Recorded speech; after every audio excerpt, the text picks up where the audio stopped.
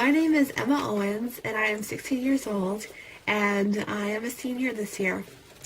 At this point in the conversation, a lot of people would assume two things.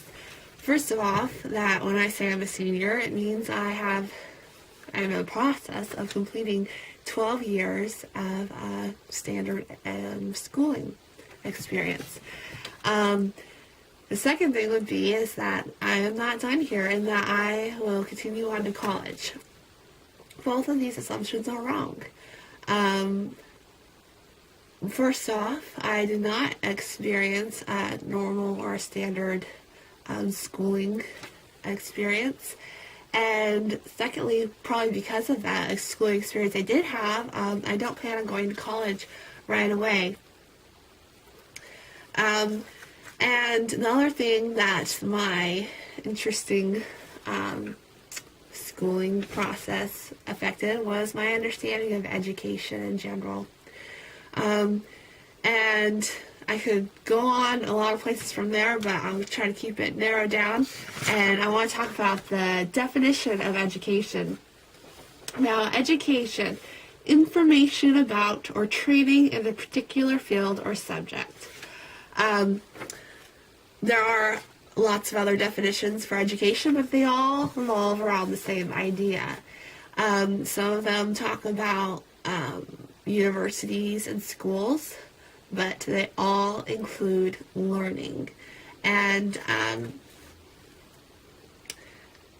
so with that, I would like to kind of look at education, where it is now, a lot of people's common ideas about it.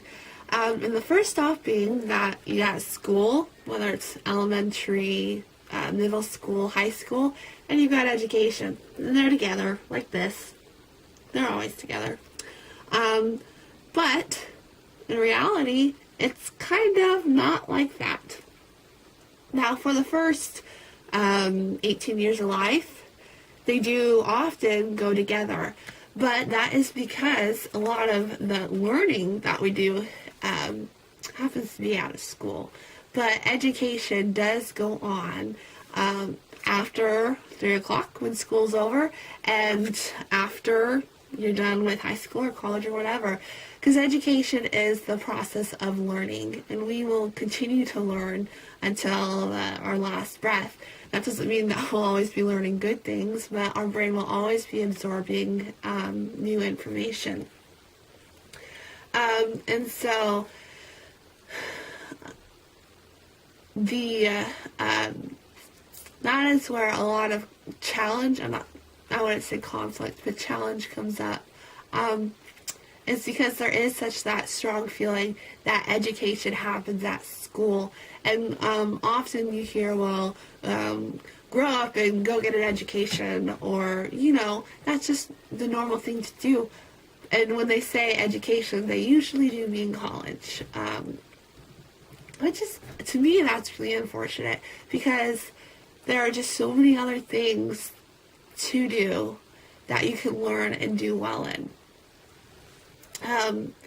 But just so you kind of get an idea of where I'm coming from, I'm going to share a little bit of my schooling story, and I guess you can throw education in that mix as well. I started out in private school for preschool and kindergarten, and then from there went on to public school till 4th grade. I really enjoyed it. I do well academically. I wouldn't say I'm gifted in that area, but I can make do just fine.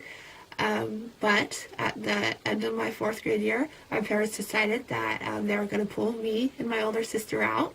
And so 5th grade on to today, I have been a homeschooled student. But even though they did that, they also wanted us to have a foot in the public school system. Of course, to keep us socialized, because you always have to keep a homeschool kid socialized. Don't want to create a monster.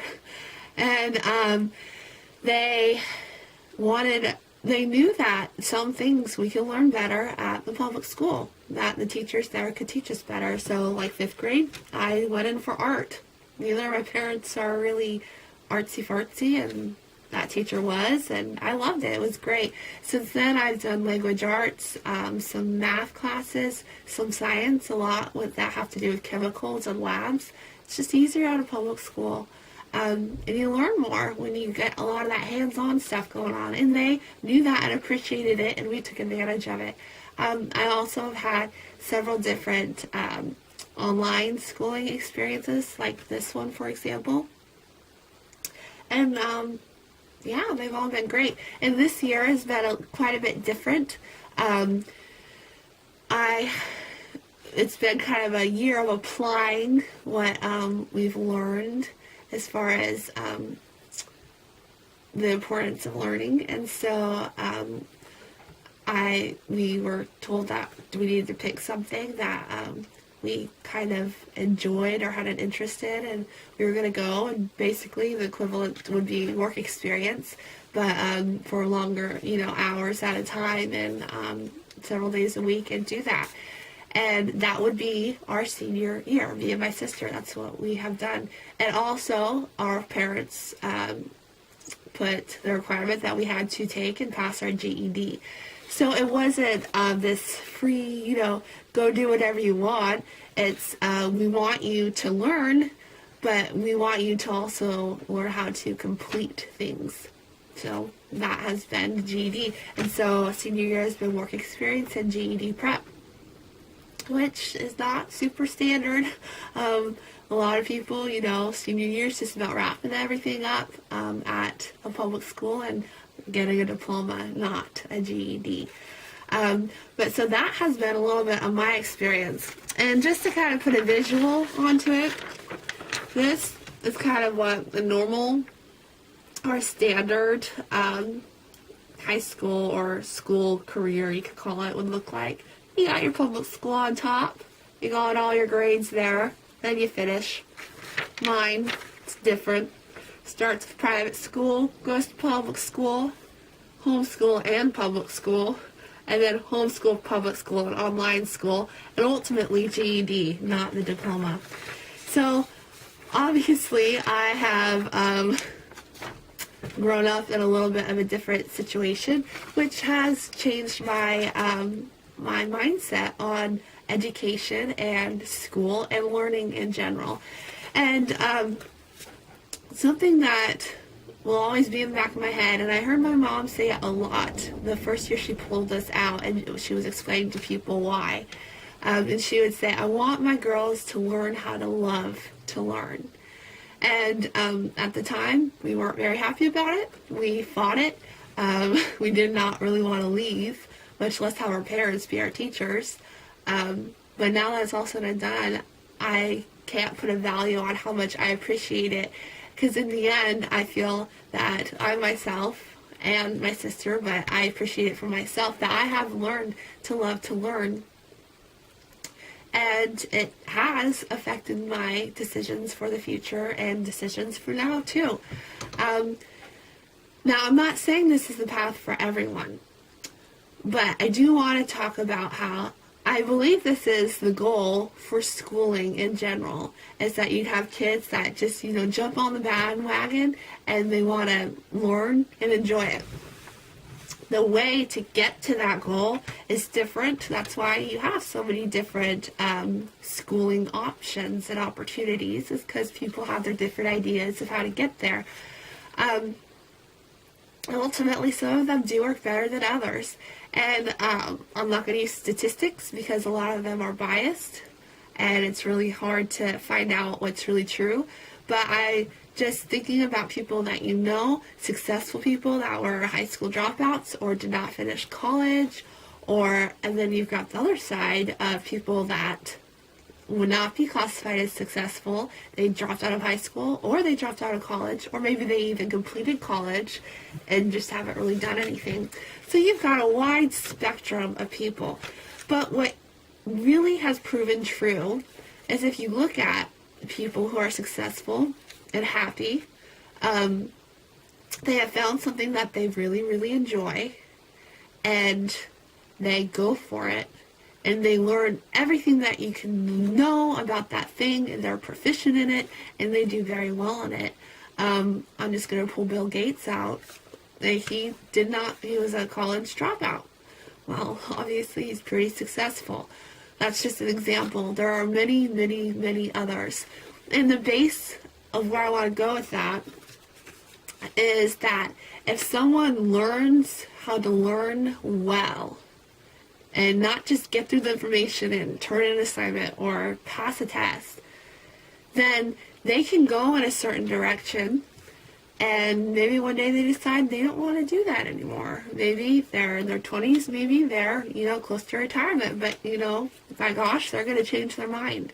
Well, if they truly know how to learn, they can go into another direction of whatever they're interested in and learn how to do that well. But the base is still there of knowing how to learn. And a lot of people don't. And that sounds silly, but it's very true, and it's very sad. Because ultimately they're kind of stuck. And so where we are now as a society, with the schools, how they are, with people's mindsets, some of it's good, some of it's bad. But I think it's important that we look in the future, not super far, but just a little bit. So let's think about this class of 2014. Many of you are going to go to college. I'm sure, all you guys will have some kind of success, but you'll also get married, and you'll probably get married, and you'll most likely have kids. Well, those kids have to go to school too. Those kids have to get an education. Those kids have to learn. Well, we have the responsibility of choosing how that's going to happen. And we can just kind of skate through it like many of us skated through high school and are skating through high school. Or we can really grasp onto it, learn the options, figure out what works best, and try to apply that as well as we can. It's not going to be perfect. Nothing's perfect. But it can sure be a whole lot better. And so that's where I'd like to leave it, with people that have kids, have nieces and nephews, or, if you can vote, you can make a difference. But it's just something to really think about, and not something to ignore. And it really is easy to ignore if it doesn't apply to you. But in the end, it will affect you, and affect society as a whole. So it's important to learn how to love to learn, and this realization can hit you at any time. It does not have to be in the high school years. It can be when you're 50 years old. And I hope you'll be able to learn that, because it's a wonderful thing. And like I said, you cannot put a value on the love of learning. Thank you for listening. I hope I made sense, and hope you have a great rest of your day.